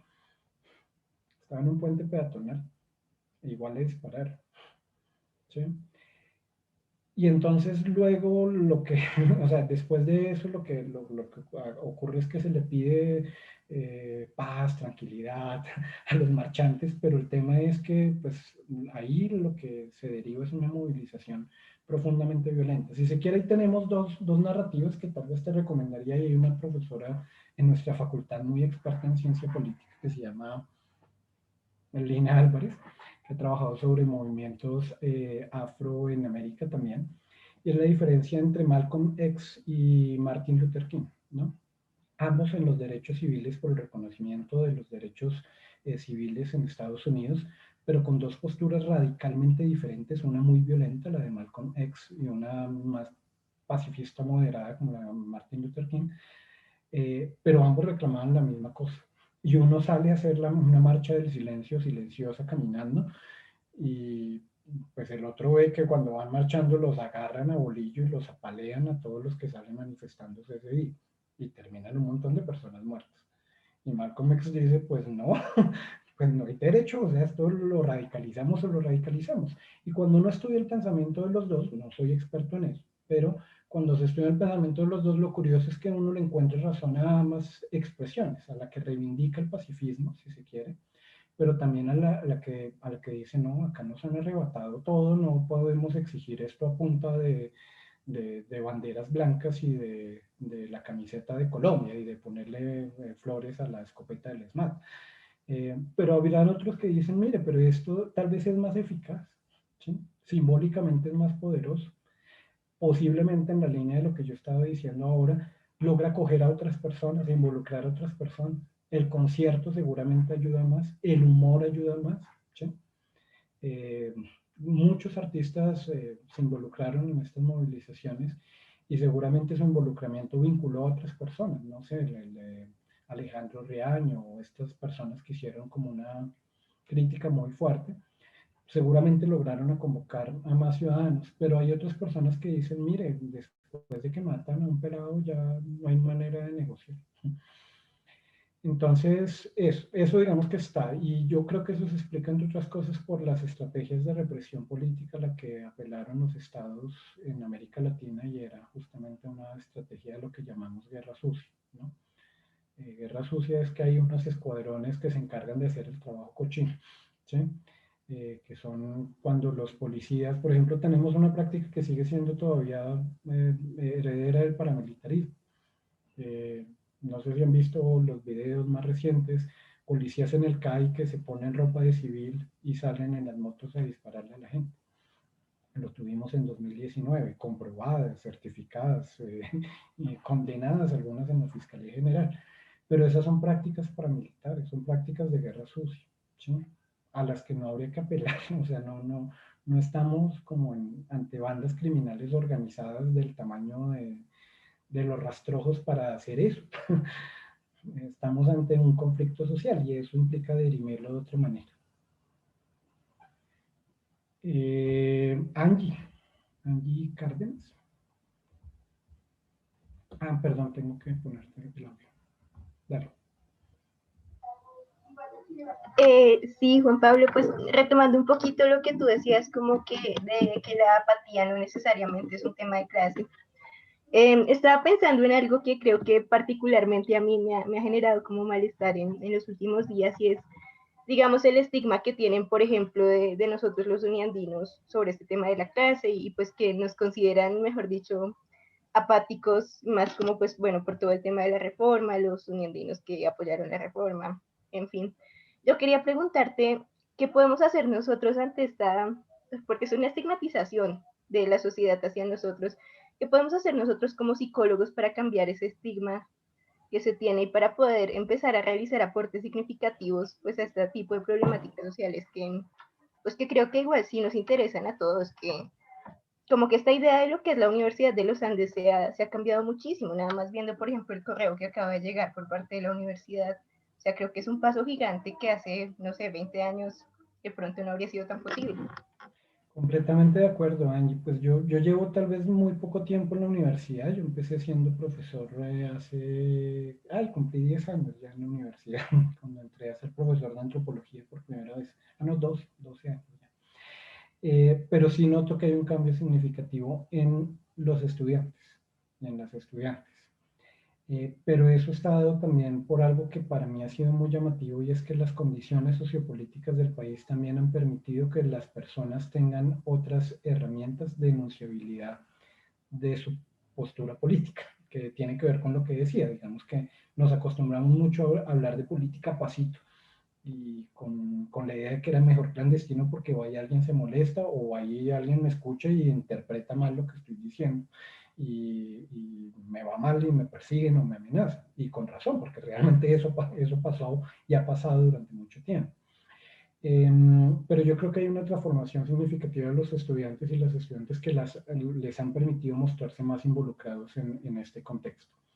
Yo ponía el ejemplo de los 70 y los 80 porque la universidad en general, digamos, tenemos el estigma de que en la Universidad de los Andes hay una apatía tremenda o un desinterés, la idea de que estamos de cara a Monserrate, de espaldas al país, todo este tipo de cosas. Pero la verdad es que uno ve en los estudiantes una potencia de la deliberación, de la participación, de tener una participación informada, además, cosa que no siempre pasa, ¿no? De informarse bien, de debatir, de participar, de tomar herramientas incluso de las propias áreas de conocimiento a las que pertenecen para aportarle también a la reflexión y al debate crítico. Y eso, digamos que como pilar a mí me llena de orgullo como docente porque sí veo que hay una transformación. Esa transformación va de la mano del país. ¿Qué creo que hay que hacer? Pues no lo sé. Yo creo que cada uno tiene un montón de cosas para aportar y creo que lo están haciendo. O sea, yo cuando veo a mis estudiantes que me dicen es que, profe, estamos pensando el otro día me llegó un estudiante diciéndome que estaba pensando en un proyecto minero y yo decía, pues, pucha, tremendo, o sea, ¿no? ¿Cómo llegaste ahí? No lo sé, pero es algo que te está interpelando. Y el otro día otros estudiantes de Santander que preocupados por el páramo de Santurbán, pero preocupados no como, oye, tenaz lo del páramo de Santurbán, qué cosa tan maluca, ¿no? Sino preocupados legítimamente y haciendo acciones para involucrarse y participar. Entonces yo creo que la participación en el debate político es tal vez uno de los primeros puntos. Yo nuevamente viendo la experiencia de Chile, también algunas universidades privadas terminaron involucrándose, estudiantes de universidades privadas, involucrándose muy activamente en la propuesta, por ejemplo, de la constituyente en Chile, que fue muy potente, pero eso significó pues traer también otros sectores. Yo creo que lo que tiene la Universidad de los Andes es que tiene la oportunidad en un espacio reducido de traer también muchos sectores. Cada vez somos, podríamos decir, un poco más diversos en la universidad y esa diversidad en realidad está enriqueciendo el debate público. Entonces, pues tanto para decirte que no sé, porque yo siento que hay muchas cosas que está haciendo la universidad, pero cuando digo la universidad, a veces creemos que la universidad es como un ente abstracto por allá en el que está Alejandro Gaviria, ¿no? Y en realidad la universidad pues son los estudiantes, somos los profesores, somos un montón de personas que estamos participando de muchas cosas y muchas acciones. Yo he visto, por ejemplo, desde 2019 una movilización social desde antes, desde el plebiscito por la paz, una movilización inédita de los estudiantes de la universidad, para mí era inédita porque estaban muy preocupados por esto. Y esto significa que pues también el panorama político del país está cambiando porque los estudiantes de la Universidad de los Andes se están sintiendo profundamente interpelados y con ganas de aportar también a esto. Yo creo que hay otro elemento, perdón que me alargué con esto, pero es ayudar a desmontar el estereotipo, pero no diciendo como miren que yo sí soy comprometido y tengo pensamiento crítico, sino que también ese estereotipo es heredero de la vieja idea que tenemos de nación, ¿sí? Y es que tenemos una vieja idea de nación de que la élite intelectual es una partida de babosos que viven mirando a Monserrate, y no, eso tampoco es así, nunca ha sido así, ¿sí? Los estudiantes de la Universidad de los Andes también son diversos en medio de ciertas condiciones socioeconómicas, hay una diversidad también importante que no conocemos. Entonces, desmontar el estereotipo también es, no sé, es entender que Álvaro Uribe Vélez, si usted no es uribista, pues salió de la universidad pública. O sea, si el problema no es la universidad pública, la universidad privada. Creo que en este momento, y esto es lo bonito, los estudiantes, les estudiantes, si no quieren poner un punto más cómodo, universitarios son los que están moviendo en este momento el país, y eso es muy, muy alentador. Ya no es una cuestión de si son de la pública o de la privada, sino que están allí. ¿Sí? Diana, sí, adelante, dale. Ay, espera, porque no está. Listo, gracias Juan Pablo y sí, creo ya muchos están saliendo y queremos también participar del otro escenario que está convocado para esta tarde, pero en línea con la pregunta de Angie, con algunos comentarios que he ido siguiendo en el chat, yo creo que hay un ejercicio fundamental para cambiar el estereotipo y que hay un ejercicio fundamental para generar esa mirada y ese espíritu crítico por el que algunos preguntan en el chat. Y es justamente poder abrir los escenarios para conversar como este, por ejemplo, y como tantos otros en los que tenemos oportunidad de participar, incluso en nuestras propias casas, incluso en las propias mesas de nuestro comedor. Aun cuando a veces esos son o pueden resultar comentarios inconvenientes y difíciles, pero yo creo que tenemos que reivindicar la posibilidad de entender al otro y aceptar al otro como un interlocutor válido. Lo que sucede en estas condiciones es que paulatinamente y por diversas maneras empiezan a callarse las voces, porque en la medida que podemos o que nos vamos creando del otro una idea del enemigo, el enemigo no resulta ser un interlocutor válido. Y polarizar la posición en esa perspectiva, pues claramente impide que hagamos un ejercicio mínimo de comprensión de otra posibilidad. Yo creo que pensar no solo los argumentos que están en favor de la posición que uno ostenta, sino también poder encontrar contraargumentos o escuchar los argumentos de la parte que uno considera que es opositora a su posición, es la mejor manera de crear una posición informada, porque es lo que nos permite saber por qué yo me ratifico en esta postura o por qué incluso puedo permearla alrededor de otra información. Y comparto plenamente que asistimos a un escenario fantástico y es la posibilidad de tener estas conversaciones y estas discusiones que muchos extrañamos, echamos de menos y que agradecemos que se puedan dar. Así que fabuloso podernos encontrar y seguirnos encontrando en otros escenarios. Hay un par de manitas más. Yo, digamos, no quiero robarle tiempo a la asamblea que está para las 5, entonces, pero tampoco quiero dejarles de escuchar. Entonces, les invito en realidad a que se puedan mudar a la siguiente conversación, porque seguramente para muchos de ustedes es también muy importante como facultad y como universidad. Y les doy las gracias por su participación y me alegra mucho poder haber compartido con ustedes este espacio y saber que tantas personas estaban interesadas en que conversáramos sobre estos temas. Es ya para mí verdaderamente llamativo. Quiero darle la palabra a un par de personas, pero creo que ya una acaba de salir, pero estaba Julián Enrique, y los demás, por supuesto, entiendo que vayan saliendo. Ah, perdón, Julián, antes de ti estaba Andrea, que ahora sí la veo, que tenía la manito. Entonces, Andrea, te voy a dar la palabra, y los demás, si tienen que ir saliendo, pues por supuesto vayan saliendo, y yo ya también me voy a sumar a la asamblea de las 5. Buenas tardes. Hola, Andrea, ¿cómo estás? Bien, gracias. Bueno, con respecto a todo lo que se mencionaba de esa confrontación como entre bandos y entre esa, entre comillas, rivalidad que existe, que prácticamente es producto de algo que mencionaban de la realidad esquizofrénica, a mí se me hace pues muy curioso el tema de la manipulación estatal. Siento que tal vez también la manipulación estatal como que interviene en ese conflicto que se puede llegar a generar entre bandos, ¿no? Esa división que se puede generar.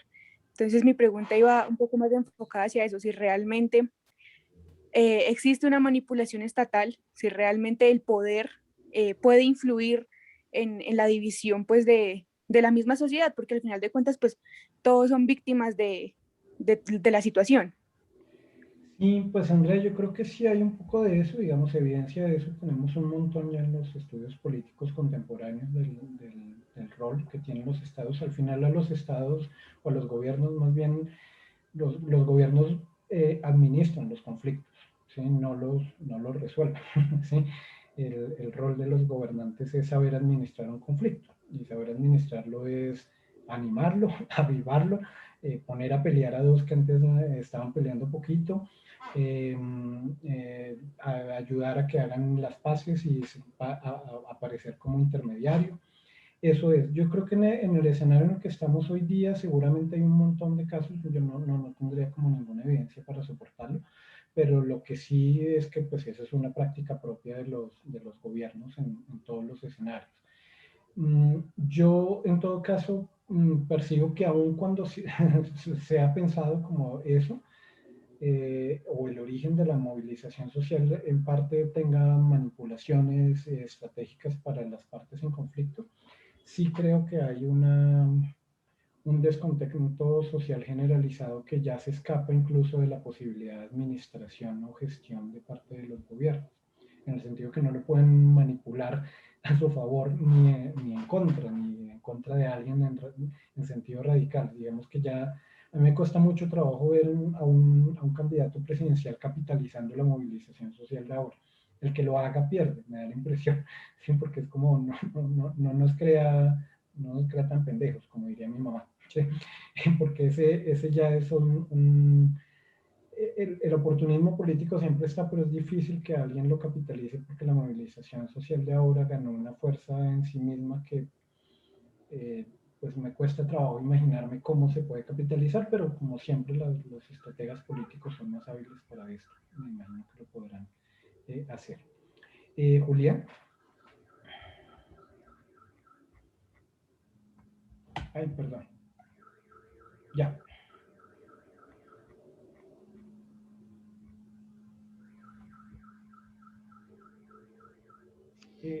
Hola. Hola, sí.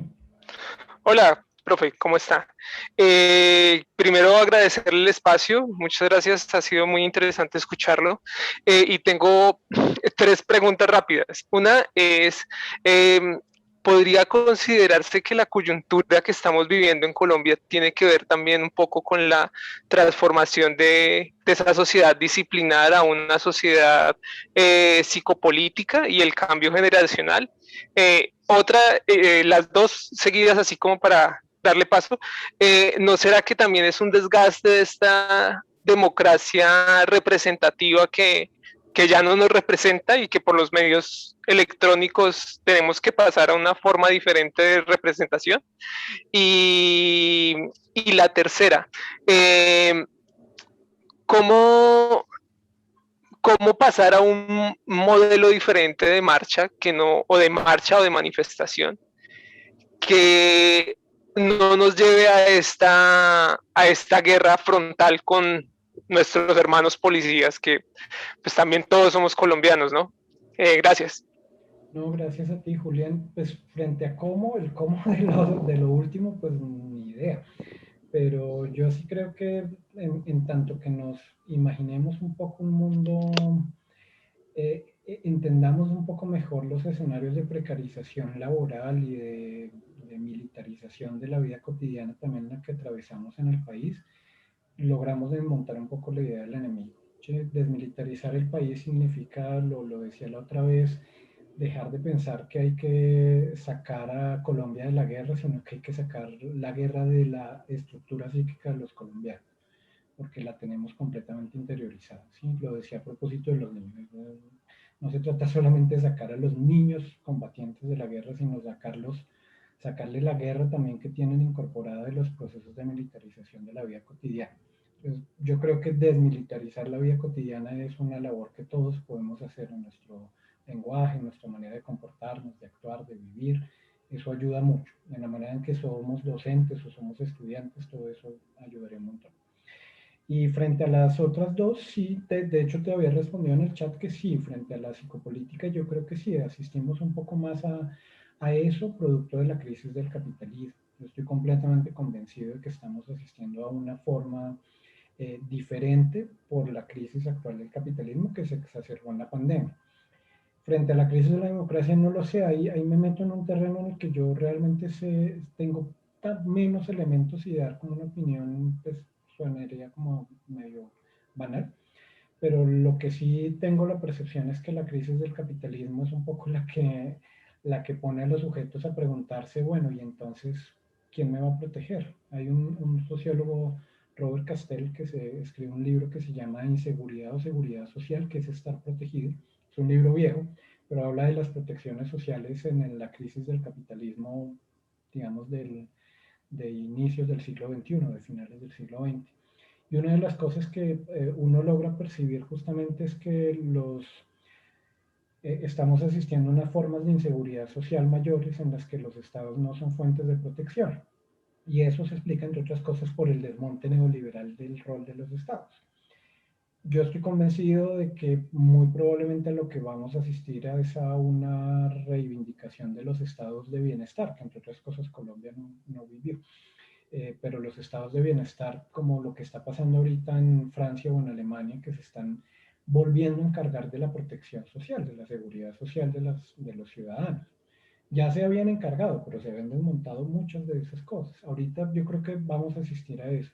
Bernie Sanders, el candidato demócrata que no quedó en las elecciones en Estados Unidos, decía que seguramente vamos a transitar a unas formas de seguridad social global, es decir, un sistema de salud global. Ya no es simplemente como que usted consiga salud en su país, sino que la pandemia de hecho lo puso en evidencia, es que usted necesita al final que lo atiendan en cualquier lugar del mundo y que le pongan la vacuna, porque de su salud también depende la salud de los demás.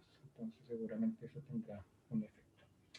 Chicos, les agradezco mucho, no quiero robarle más tiempo al otro espacio porque también quiero ir para allá. Entonces les mando un saludo muy especial, les deseo que se encuentren bien de salud física y mental y nos encontramos en el caso de la clase el próximo jueves. Y a los demás, muchas gracias por estar.